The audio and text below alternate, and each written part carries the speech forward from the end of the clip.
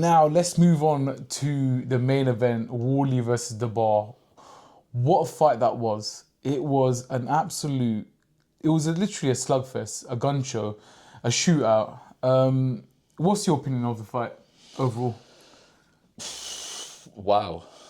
Like, honestly, like, for me at the start, I was 50-50. Like, I was saying, probably my heart wanted Wardley, and in my head, maybe Dubois. And I was thinking, if it's going to end early, it's going to be Dubois. If it's going to go later, it's Wardley.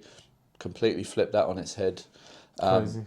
Like, from both fighters, like, they gave absolutely everything. Like, it was a mad, mad fight. Like, the punishment that Wardley took. Yeah, I just want to touch on that. Now, my opinion of it, I feel like Wardley started off very well with that flash knockdown after 10 seconds. What was Yeah. crazy. I was literally going crazy looking at my TV. I'm like, oh my God, I can't believe this. But I feel like what happened with Wardley is he took too much punishment. And the thing is, with Danny Dubois, you can't stand there and keep getting hit. As hard as Wardley is, you can't keep getting hit. You are eventually going to break. And I mean, Wardley did, get a few cuts, and I feel like something was definitely broken in his skull. Yeah. But the fact that he kept on going and kept on pushing and showed that heart, me personally, as much as Danny Dubois did win the fight, and congratulations to Danny Dubois, he is the WBO champion, two-time champion now. I feel like Wardley won the hearts of the people. It's a bit like, it reminds you of like George Groves and Carl Froch when they fought. And George Groves kind of won the hearts. Yeah. Yes, Carl Froch won, fantastic. But the fact that how George Groves performed, he won the hearts, he kind of like gritted down. I feel like I remember when Wardley did go to the corner and I had a look with the doctor, and he turned back around and said, let's have it. And I remember hearing the crowd cheering like crazy. But do you think Wardley's just too brave for his own good? Nah, I don't. I think, like, obviously, until you've boxed or you've been in a ring at any level, from the amateurs, white collar, right through to the very top, you have to be tough. In my opinion, you have to want to die on your shield.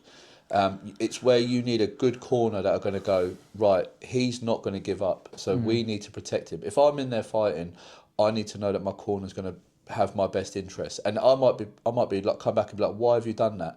But at the end of the day, like, his corner should have pulled him out earlier. Yeah. Like, I will stand by that. Like, So if just sorry to cut you off, but if you was in his corner, when would you have pulled him out? I would say in and around the eighth round, sorry, I would have been looking at him in the court, because it's a bit different when you're watching it on TV. Yeah. You're a bit, but when you're in there and you can see if it's gone. Like, he had the two knockdowns, so up until round 6 or 7, he was kind of ahead or level. But by that point, it was clear he was never going to stop Dubois, and he was now starting to lose the fight. So every time you put him out after round 8, you're just putting him out to be hurt, in my opinion. But the thing is, like, if you go against his last performance with Justice Hooney, he was losing that fight, and I think it was the 8th or 9th round. He just pulled out something out of the bag. Here's his trick up his sleeve, and knocked Justice Hooney out. Yeah. Do you think his corner was like, okay, we're kind of hoping you do that. That's why we left you in there. I get that, but then you've got to look at the other side of things. He was fighting Justice Hooney, who has no power. So he was just tapping away at him. Yeah. Dubois was seriously hurting him with every punch. That's like, a good it's point. different. And the one thing Dubois done, and I thought it was very clever from him and his team, was he didn't over egg the pudding.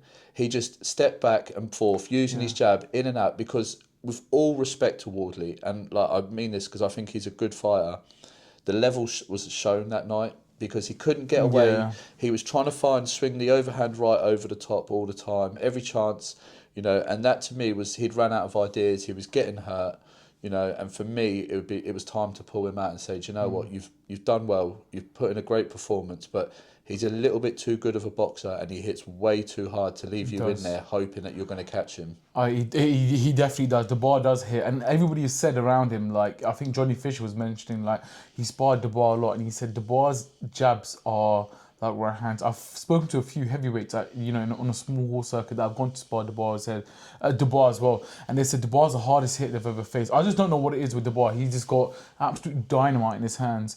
But I feel like what happened in that fight, throughout the middle of the fight, where there was another knockdown in the 3rd or 4th against Dubois, for Wardley, basically. I feel like Wardley maybe should have taken a knee, recovered himself a bit Yeah. more, get a bit more of a break. Do you think maybe Wardley should have just took a knee instead of just being brave and just going forward? I mean, I think Wardley, like, to me, he just looked like he was just a level slightly below Dubois. And I think you could have took a knee, but my concern would have been the punishment that he was taking. Absolutely. Like, these weren't, like, Dubois was able to land his heaviest shots. And that jab, like, you could see the blood was spraying off his face every time he hit him. Like, do you know what I mean? I just feel like it was just one level too far for him. Like, and I think Dubois boxed really well. He used his jab really well. He used his feet in and out very well. Yeah. Like, he just outclassed him. Yeah, he did. And the thing is, I feel like after that slap that he got from Don Charles, I feel like Don Charles is smart in the fact he told him just use that jab, and that jab is hard enough. And when he was just using the jab against Wardley, that's when it became a problem for him. That's when the fight starts pulling away from Wardley, and he starts getting them cuts and bruises. And I hope Wardley is okay about it, because he's got a child himself, he's got a missus, he's got a family, and I just hope he goes back and he's okay with the punishment he take. And I think, me personally, I mean, I am no professional boxing coach. I've been in and out of boxing my whole life. I've seen professionals, I've been in the amateurs. But one advice I want to give to in my opinion, to Wardley and his team is he really needs to learn how to get on his bike. When he's hurt, when he keeps taking that punishment, if he maybe took Daniel Dubois around the ring, got on his bike, took a round off, I think he maybe stayed in that fight a bit longer. He maybe recovers better than you would think. You know what I mean? So I think that's one thing, because he's very raw. He's very raw, Fabio Wardley. You throw that big right hand, you look for that right hand. When it lands, as you saw yesterday. But there's other elements to boxing as well. Boxing isn't about right hand. As they say, a right hand will take you around the block. He's boxing because he boxes well, but I just want to add that feet element to his game. I want to add that element where he's hurt, he can go for a jog, he can go for a run, he can tie up the fight, he can make it frustrating, and let someone come at him and then come back stronger. Because it's not like he hasn't got a chin. He definitely got a chin, but he just needs to know how to manage himself. And there's only certain punishment you can take. Now, I want to ask you, Fitz, what's your opinion on what would you, if you was Ben Davis, what would you be saying to Wardley when he comes back to training? What, on Monday? Oh, no, hopefully not Monday. I think he'd be back later than when that. When he comes back, the thing is, Wardley, he ain't got 10 years. You know, it's footwork. A lot of it doesn't happen overnight. Like, you don't get to the very top level of footwork and movement and everything. You know, he hasn't got 10 years ahead of him. Absolutely. So you work on his strengths. You try and educate him as much as you can. Look, I think Wardley's underestimated a lot. Like, he actually has, in the last 2 or 3 years, he's really improved with his boxing. A lot. Like, he was feinting, he was moving up and down. The first few rounds, he did cause Dubois some problems. I almost think the flash knockdown come a little too early for him. Sometimes in football, you can score too early, and then the game plan might change. You know, I think their game plan would have been set for him to, like, you know, walk about a bit first, you know, get a feel into it. And when he dropped him, it was kind of like, oh my God, I've hurt him. Like, I can hurt him. I don't think the bar was really hurt. I think it just caught him in the right place. Just knocked his equilibrium a little bit, and he went down. Do you know what I mean? He got back up. He was all right after a few seconds. Yeah. For Wardley, let me ask you this: where would he go now? The thing is, Wardley is definitely, I think, he's world level. I don't care what anyone says. In my opinion, he's world. He definitely has the attributes to be world level and go back up in that division and fight. I think if he ever fought Usyk, I think Usyk would take him out personally. But it's not saying that he can't beat other guys in the division. Now, what I would say personally is, come back. Let's go back to the drawing board. Let's fix up a few things. I don't think you need to change trainers or anything stupid like that. But Ben Davis and him are going to be looking at that footage, what happened, what went wrong, and start again. The thing is, the fight could have gone 2 ways with knockout power he's got. But I'm saying to him, listen, let's work on him again. I feel like Wardley's going to come back. Wardley's going to be champion again if he gets a chance. I mean, he had a chance there. He was champion technically. The belt fell down to him, but he lost it in his first defense, and that's fine. But I feel like he will come back. Now, where does Daniel Dubois go? Because he's champion again. Does he fight Usyk again to unify? I mean, that's obviously the first point because that's the big one. That's the money one. Does Usyk want that fight? Like he's beaten him twice. Does he need to go back for a third time? Money talks, I guess. For Dubois, it's a tough one really because you've got Atoma coming down the home straight now. He's only 2 or 3 fights away, and that would be a fight because Atoma's hand speed, as good as Dubois is at boxing, he is very cumbersome and he is a bit like, I see Atoma putting on a show against him. Yeah, so do you think that fight happens soon then? I think that fight happens within the next 2 years. Well, a bit of redemption because obviously Atoma and Wardley are in the same camp, same kind of team, and it will be a bit of redemption if Atoma goes and does a job on Dubois. But how do you think that fight goes though? Atoma right now, if they fought tomorrow. If they fight tomorrow, Dubois going to be tired. Yeah, he's going to be tired. But as in, like, let's say they're fresh to fight tomorrow. Look, at the end of the day, the jury's still out on whether Atoma can take a punch. That's something we need to find. So that's a good point. If he can take a punch, and he doesn't, he's not going to get hit like Wardley got hit. Let's be honest. He's not going to get hit continuously like that. But he will get caught and he will get hit. It depends on how he deals with that. Now, if we work in a world where he can take the punch, or relatively takes the punches, then I think he beats Dubois. If he falls apart, then obviously, Dubois wins. But until we can find someone that can cope with Atoma, you're not going to know whether he's going to get hit.